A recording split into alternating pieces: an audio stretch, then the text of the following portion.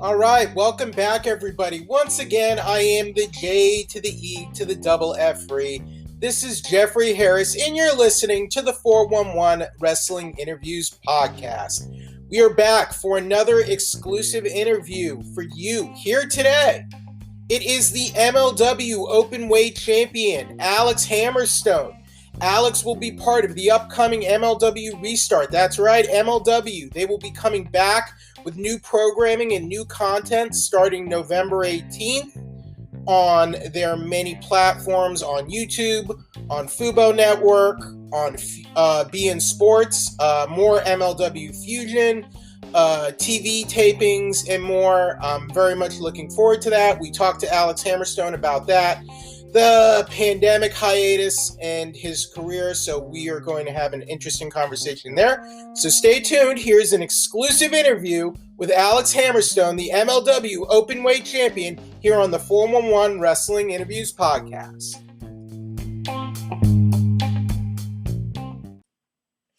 All right, everybody, this is Jeffrey Harris, and welcome back to the 411 Wrestling Interviews podcast.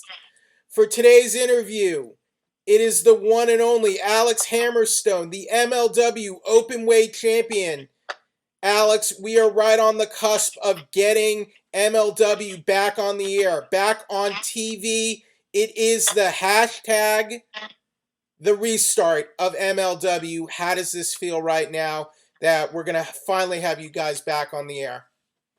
Oh, man, it's it's a little bit, like, it almost doesn't feel real just because it's been so long, you know? So it's great. Everyone's super excited about it, myself included, obviously. And, just to get back to doing our thing, back to pumping out content for the fans. I know the fans are waiting for it. We're waiting for it. So it's good news all around. Now, your last match, I think, was on March 13th for the MLW AAA show where you beat Laredo Kid. And since that match, you were out of the ring for well over, 5 months until you got back in the ring? How long was it? It was quite a while. There's been some indies that started up here and there that I've been a part of. And besides that, I'm very fortunate to, help train at a school here in Arizona, so I get a little bit of ring time, a little bit of reps in, but there's nothing like performing with MLW and that locker room. So I got some time away, which in the grand scheme of things was probably good overall. Everyone needs a little bit of a physical, mental rest, but I was itching to get back in a ring and wrestle again for a while there. Has the worst thing about this whole pandemic is knowing the fans have been deprived of Hammerstone and The Dynasty? Yeah, I mean, it's the consumers, as Richard Holliday would call them. They're itching for it. They want it, and to see that almost daily on Twitter, someone asking me, "Hey, when's this gonna happen? When's that gonna happen?" And to not have an answer has been rough. So it's nice to have something concrete to tell everyone, to have a date to look forward to. Well, I mean, the good news is that during this hiatus, Court Bauer, MLW CEO, has still been hard at work, and he's gotten new TV outlets for MLW, with Fubo, with DAZN. So how does it feel to at least know, when you guys are coming back, there will be, new eyeballs and new consumers, as it were, coming in to watch MLW and watch you in action? I mean, it's definitely exciting. It's very reassuring to know that, like you said, despite the fact that we weren't able to continue on with live shows or anything like that, to know that, the office was putting in the work to try to expand the viewership of our show as much as possible. And it does make it just that much more exciting to get back to it and to know that hopefully, some people are getting introduced to MLW for the very first time with the restart. Now, we're in November now. It almost feels like a lifetime ago, that AAA MLW show happening in March. Is it more surreal to look back on it now, or was it a surreal night in general? Because that's the last, I think, wrestling event to have thousands of fans in attendance in North America. in 2020, or am I wrong on that? You could very well be correct about that. Because I mean, there have been wrestling events, but to have that many fans at a show in North America, I think that was the last one, right? I think you'd have to be correct.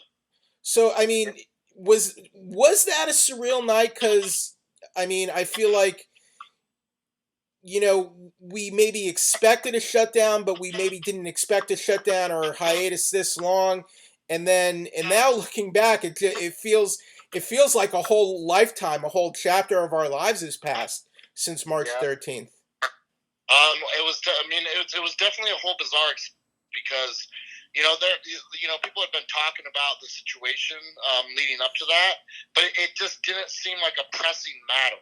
It didn't seem like anything that was that big of a deal on anyone's radar, really. And even, leading up to the show, Court kind of sent out an email to everybody that was a part of it, kind of like letting everyone know, hey, with everything going on, if you don't feel comfortable, you don't have to do the show. There'll be no heat on anybody. Just let us know so we could make the plans according. And I remember reading it and being like, is this really that big of a deal? I remember being kind of like taken back by that. But, and then just that as we traveled, because the crew traveled into California, and then we made the way across the border to do the shows. And I remember like that weekend as we got in California and as we're traveling, it seemed like every time I opened my phone, I'm just getting more and more notifications of shows getting canceled and people talking about this getting canceled and that getting canceled.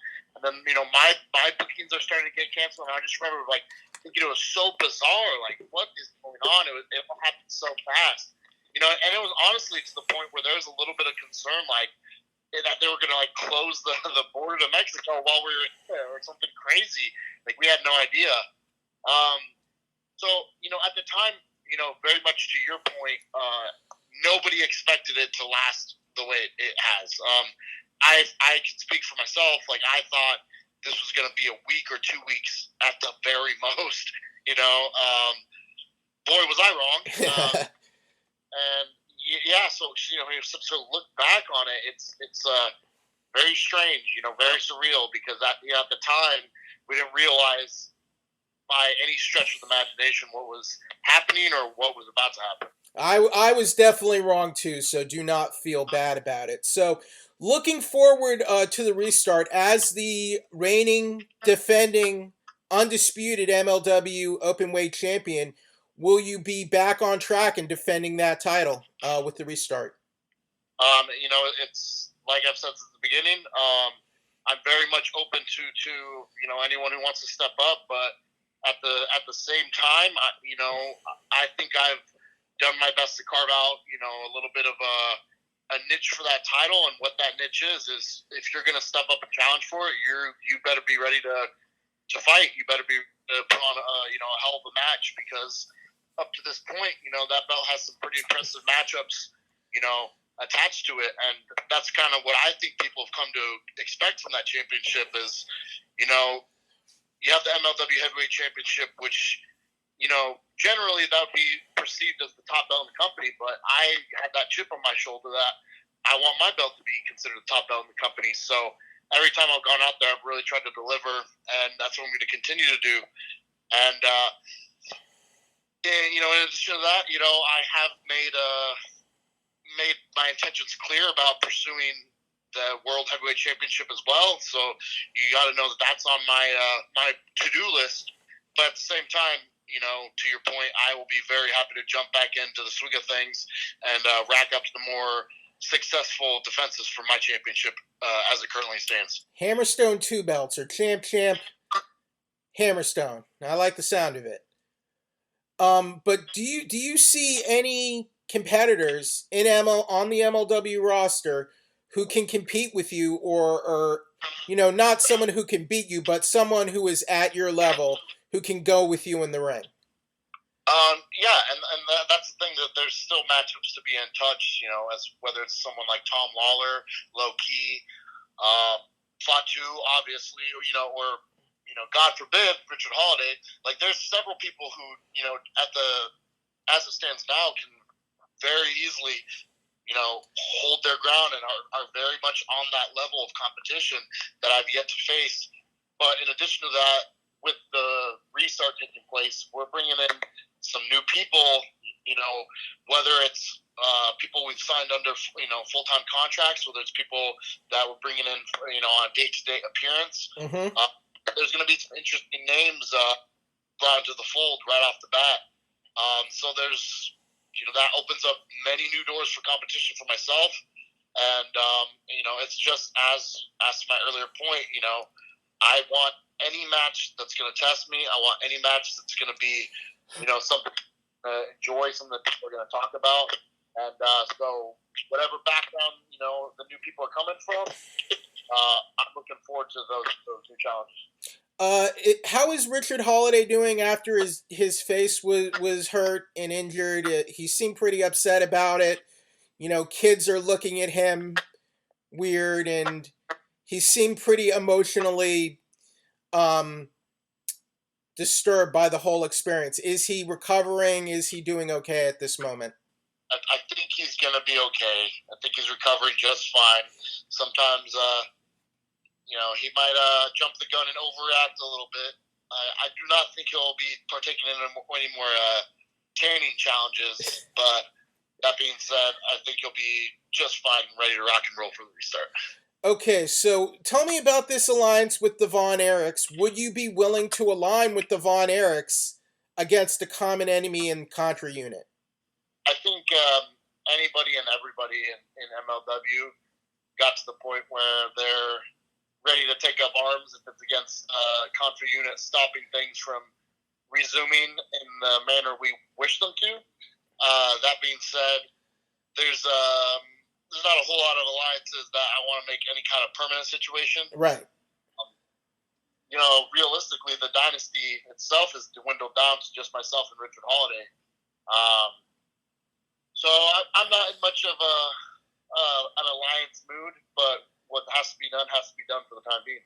Okay, so a temporary alliance or a kind of suspension of hostilities at the moment kind of thing. Very well put. Very well put.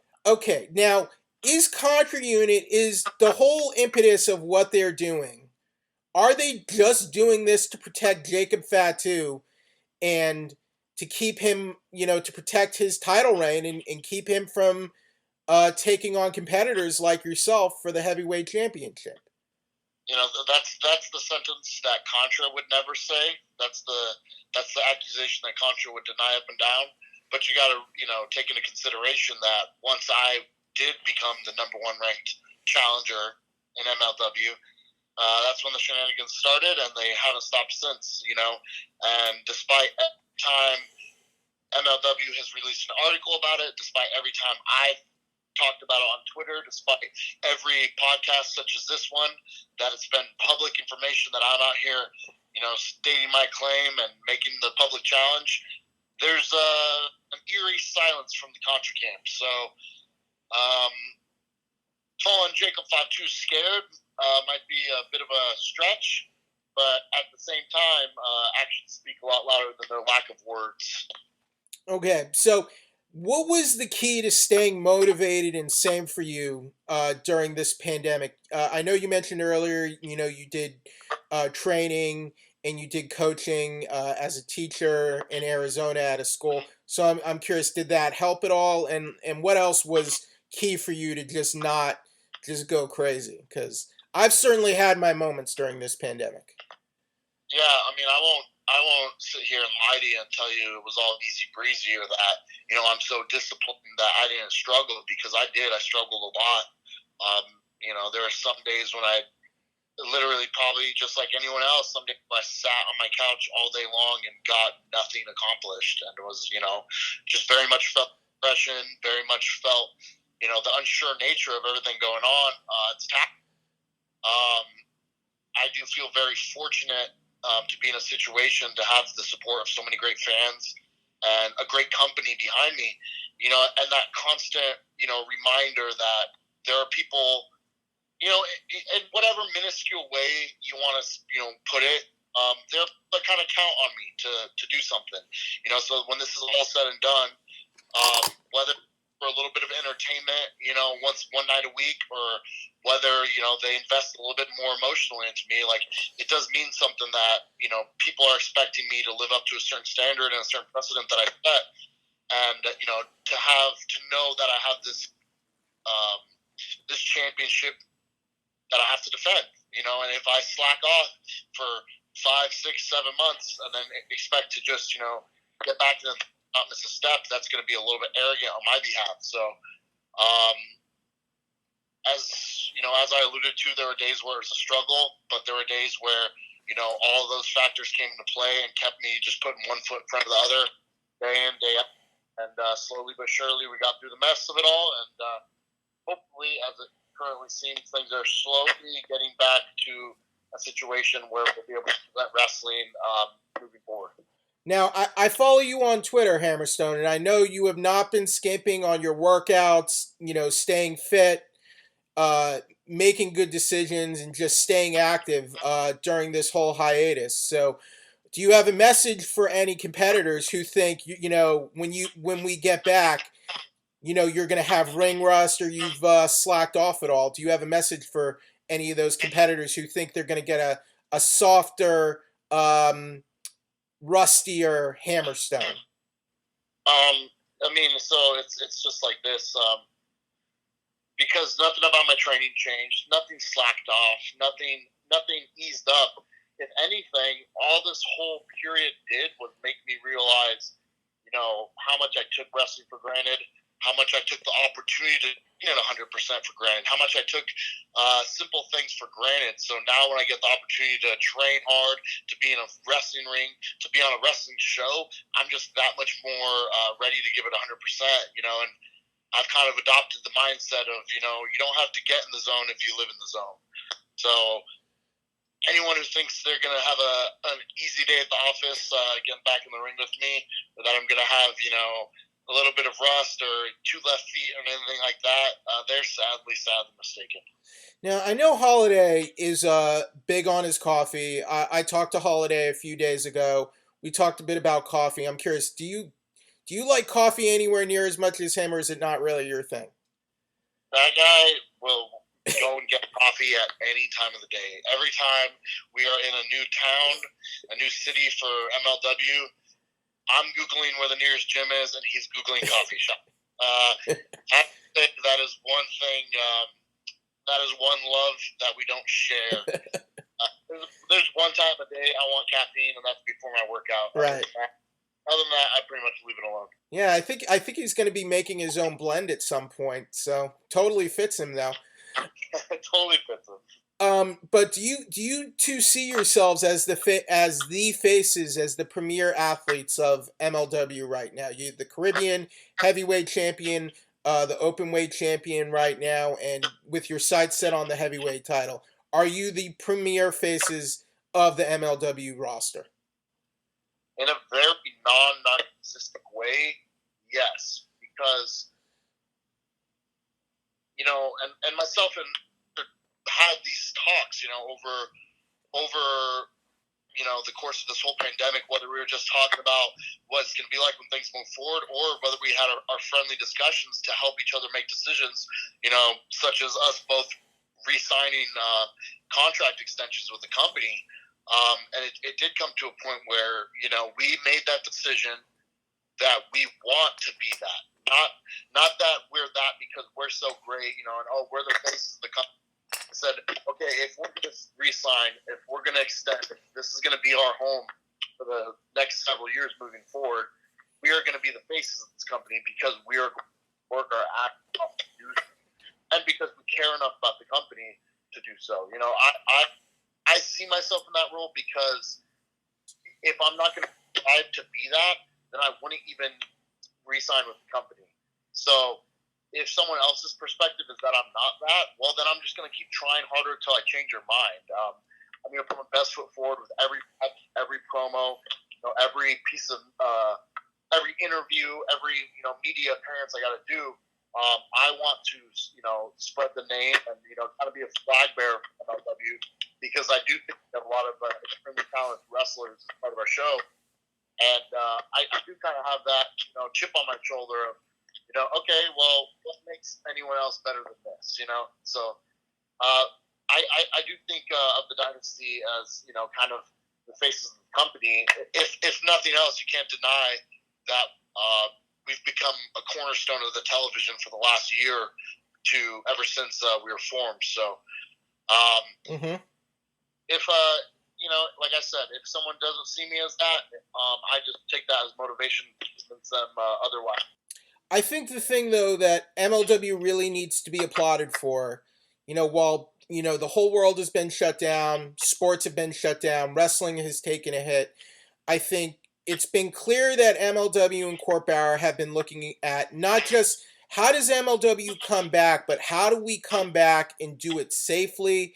So we're looking out for the health and safety of the athletes during this pandemic, getting them tested, having a CDC official on site.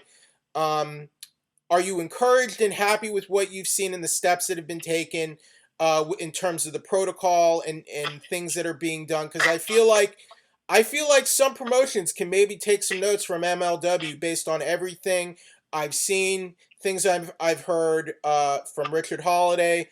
I'm very impressed, but what do you think from your perspective? Yeah, I mean, just to tag on some of the points you already touched, it's like what I want for myself. We can't just think about what we want for ourselves, because I was to a point, where people, if you said, "Hey, do you want to wrestle on this show?" Like I would just say yes before I get details. But everyone views this differently. Everyone's been affected by this differently. Everyone has their own, on a spectrum, as far as their approach to how they want to handle this. But I think, the most responsible way when you're dealing with a large group of people is to err on the side of caution, because where I might not think something's a big deal, somebody else does, and I don't want to, if I'm comfortable with something but somebody else isn't, you might as well err on the side of caution to make everyone as comfortable as possible.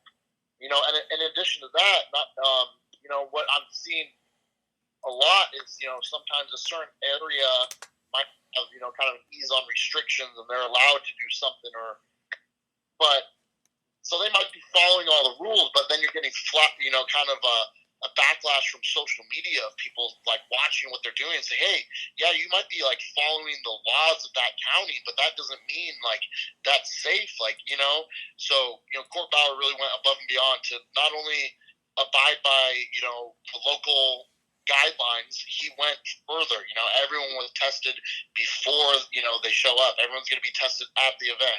Like you said, there are going to be multiple temperature checks. There's going to be a CDC official. It's, it really was above and beyond to make sure everyone there felt comfortable, so that they weren't preoccupied, worrying about, anything they didn't be worried about. But not only that, fans, are going to be in a situation where they can enjoy the product and they don't no one can really watch it and go, yeah, I like this wrestling, but I don't feel comfortable that they did this or that, because we really went, out of the way to make sure it was done as safely as possible.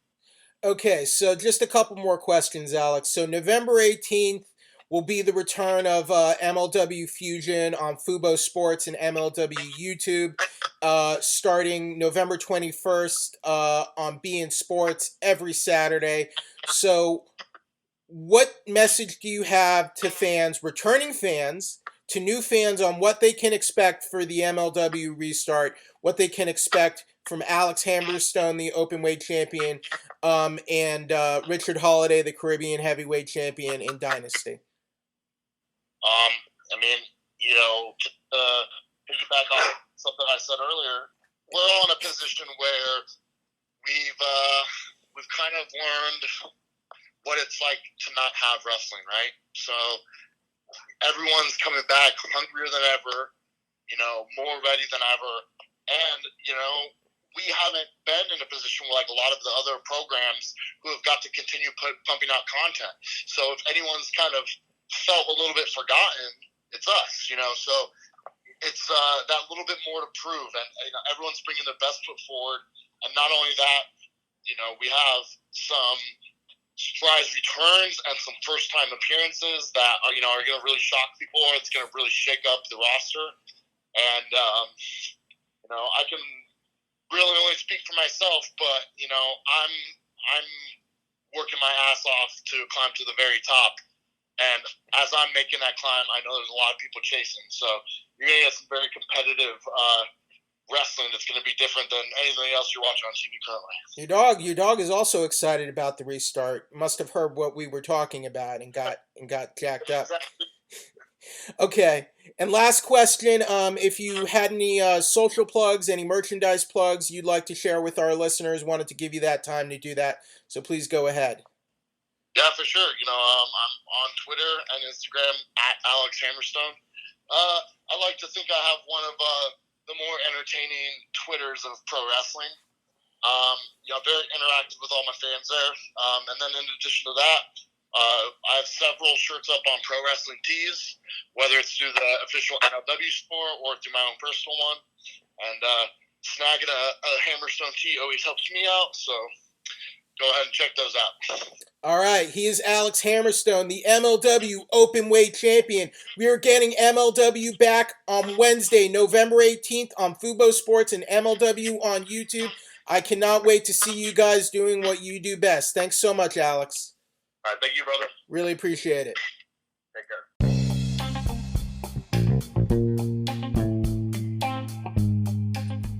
All right, so that was Alex Hammerstone, the MLW Openweight Champion. The MLW restart starts on November 18th, so stay tuned. So, if you're listening to us, thank you for finding the show. If you're listening to us on the 411 Mania YouTube channel, I'd very much appreciate it if you can give us a like, a comment, a subscribe. You can also find us on Apple Podcasts, Spotify, Stitcher, Google Play. If you can submit a 5-star review for us or a user review on Apple Podcasts, I would very much appreciate it. But more than anything, thank you for finding the show. Thank you for listening to us. And I will do what I can to get you some more interviews here on the 411 Wrestling Interviews Podcast. Until next time, I am the J to the E to the double F-ree. You've been listening to Jeffrey Harris, and this is the 411 Wrestling Interviews Podcast. Bye, everybody.